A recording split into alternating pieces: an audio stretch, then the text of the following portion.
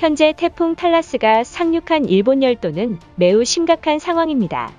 최근 오사카와 와카야마현 일대를 쑥대밭으로 만든 가운데 시속 118km, 초속 23의 맹렬한 강풍을 내뿜고 있으며 24일까지 누적 강수량이 600mm를 돌파해 일본 전역에 미친 듯한 물을 뿌리고 있습니다.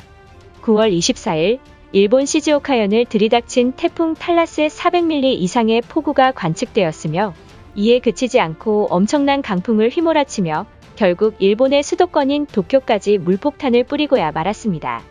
기상학자들은 소형 태풍임에도 흰남노보다 상당한 비를 머금고 있다 전했으며 일본 기상청은 긴급히 기이반도 일대에 태풍 특별경보령을 발령했습니다. 일각에서는 올해 대지진의 전조 증상이라며 주민들이 공포에 빠졌던 것입니다. 9월 24일 3시 34분경 오사카 남동부에서 최대 진도 3의 지진이 발생함에 따라 태풍도 모자라 이제는 지진까지 일본을 괴롭히고 있습니다. 도카이 간토 지방에도 150에서 200mm의 맹렬한 비가 쏟아졌고 도쿄 일부 지역에서는 시간당 160mm의 비가 쏟아지는 등 그동안 안전지대라 여겼던 수도권마저 피해가 발생하고 있습니다. 15호 태풍 탈라스는 전국적으로 폭우를 뿌리며 올해 일본에 상륙한 네 번째 태풍입니다. 그런데 유럽 기상관측센터에서 보내온 위성사진이 공개되자 전문가들은 지금이라도 대비하지 않으면 열도가 위험에 처할 것이라는 등 일본 정부의 눈치를 살피던 전문가들조차 수위 높은 경고가 쏟아지고 있던 것입니다. 그도 그럴 것이 태평양 한가운데에 17호 꿀랍이 성정하고 있습니다. 미국과 유럽 기상청은 태풍에 스치기만 해도 막대한 피해를 입을 것이라 경고하고 있어 일본 기상청조차 당혹감을 감추지 못하고 있던 것입니다. 태풍 15호 탈라스는 24일 오후 7시 이시카와현 부근에 있으며 그러나 미친 듯한 폭우는 여전히 멈추지 않는 상황입니다. 태풍이 정체하고 있는 이시카와시에서 시간당 80mm의 폭우가 쏟아졌고 기상청은 태풍 탈라스가 중심기압 1800헥토파스칼의 온대저기압으로 변질되었다고 발표했지만 열도를 핥히고 간 상처는 아물지 않은 모습입니다. 특히 일본의 상징인 후지산을 품은 시즈오카시는 최대 12만 호가 정전되었고 일부 지역에서도 약 23만 호가 정전이 되는 사태로 도시 일대가 난리난 상황입니다.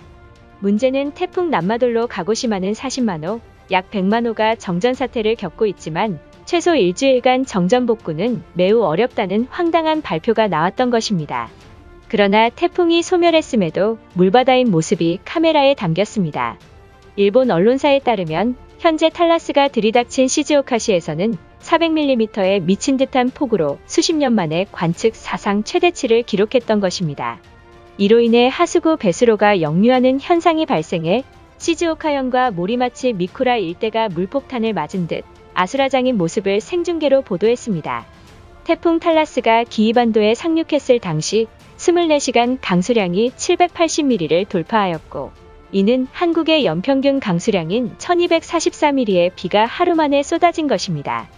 문제는 태풍 탈라스가 발생한 바로 아래의 16호 태풍 노루가 필리핀 해역을 지나는 가운데 필리핀 해역에 상륙하면서 약 150만 명이 넘는 사람들이 대피하는 등 큰 혼란이 빚어졌습니다. 태풍이 몰고 온 강풍과 폭우로 필리핀 섬들이 비상사태에 빠지고 만 것입니다. 현재 한국과 일본은 잇따른 태풍들로 인해 경계태세를 갖추고 있는 모습입니다. 많은 전문가들은 태평양에서 고수온의 수증기를 흡입하며 성장하고 있는 이 열대저기압이 태풍이 된다면 17호 꿀랍이 되는데 꿀랍은 태국이 제안한 이름인 장미입니다.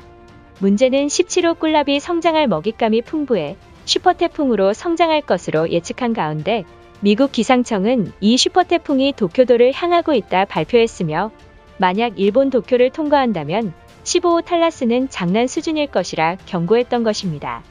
태풍 14호 남마돌이 일본을 휩쓴 지도 얼마 되지 않은 시점인데 매주 연속으로 태풍들이 열도를 향해 북상하게 되면서 일본의 비상사태가 한 달째 이어지게 되었습니다. 반면 한국에 상륙한 태풍은 2개이며 그마저도 일본의 상황을 본다면 한국은 양반입니다. 일본은 올해 본토에 상륙한 태풍은 4개인데 오키나와는 벌써 6개의 태풍이 영향권에 들었습니다. 한일전에서 한국이 대패하더니 열도의 태풍을 뿌린 게 아니냐는 헛소리가 나오고 있으며 일본 네티즌들은 태풍까지 한국을 이겼다고 박수치고 있는 모습입니다.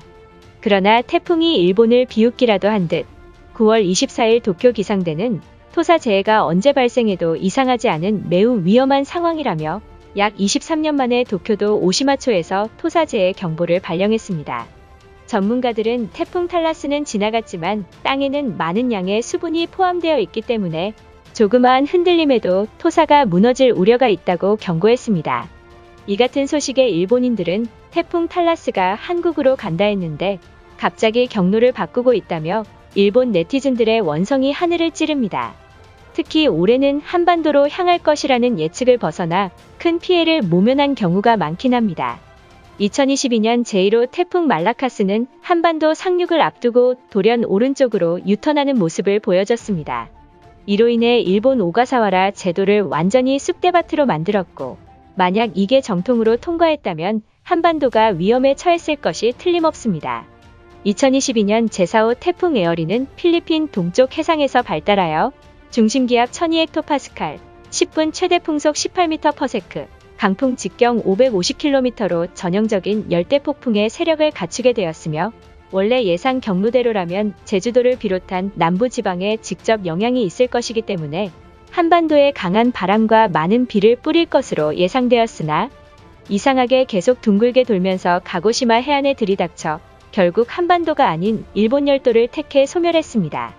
가장 유명한 사건은 2016년 발생한 태풍 라이언록인데 부드러운 L자 모양으로 중국과 한국 사이까지 올라올 예정이었으나 갑자기 마르세유 턴을 하며 적도 인근에서 새를 엄청나게 키우더니 일본 중심부를 강타하며 일본인들로 하여금 한화 3조 2133억의 재산 피해를 안겨줬습니다.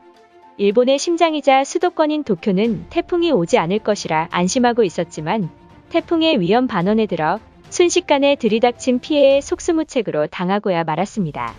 올해 한반도로 가던 태풍이 열도를 향하면서 이쯤 되면 태풍이 한국을 싫어하는 반면 일본을 사랑해서 가는 게 아닌가 싶을 정도입니다. 원래 태풍의 진로는 사람이 예측할 수 없을 정도로 임의적으로 결정되는 것일 뿐입니다만 올해 기상이변으로 라니냐 현상과 더불어 태평양 앞바다에 매우 뜨겁게 달궈져 있어 시베리아 고기압의 영향으로 한국은 어지간해서는 태풍에게 뚫리기 힘들기 때문에 어쩌면 한반도를 선택한 선조들의 지혜가 아닌가 싶습니다. 하지만 전문가들은 올해 한반도에 1에서 2개의 태풍이 더 올 것이라 말하고 있습니다. 계속된 태풍 피해에 일본인들이 안타깝긴 하지만 그럼에도 불구하고 일본인들은 한국 탓을 하고 있던 것입니다. 지난번 흰남노 때처럼 한반도가 위험에 빠지지 않게 대책을 강구해야만 할 것입니다. 이것으로 하루 해외 이슈는 끝인데요. 이제 댓글로 여러분들의 생각을 알려주세요. 여러분들의 생각을 알고 싶습니다.